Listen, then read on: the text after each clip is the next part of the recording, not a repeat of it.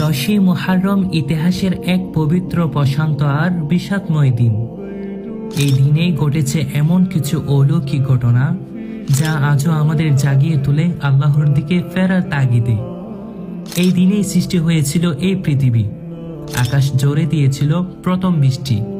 হযরত আদম আলাইহিস সালাম সৃষ্টি হন এই দিনেই। নিষিদ্ধ ফল খাওয়ার পরে তাকে দুনিয়াতে নামিয়ে দেওয়া হয় ঠিক এই দিনেই। আবার আল্লাহ তাআলা তার তাওবাও কবুল করেন ঠিক এই দিনেই। নূহ আলাইহিস সালাম ভয়াবহ তুফান থেকে মুক্তি পান ঠিক এই দিনেই।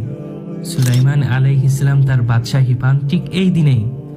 আইয়ুব আলাইহিস সালাম কঠিন রোগ থেকে শেফা পান ঠিক এই দিনেই। ইব্রাহিম আলাইহিস সালাম আগুন থেকে মুক্তি পান ঠিক এই দিনেই। মুসা আলাইহিস সালাম আল্লাহর সাথে তুর পাহাড়ে সাক্ষাৎ করেন ঠিক এই দিনেই। ফেরাউনকে নীল নদে ডুবিয়ে দেওয়া হয় ঠিক এই দিনেই।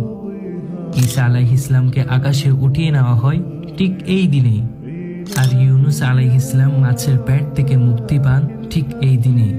আর এই দিনেই কারবালার প্রান্তরে শহীদ হন ইমাম হুসাইন রাদিয়াল্লাহু তাআলা আনহু। সত্যের জন্য জীবন উৎসর্গ করা এক অনন্য প্রতীক।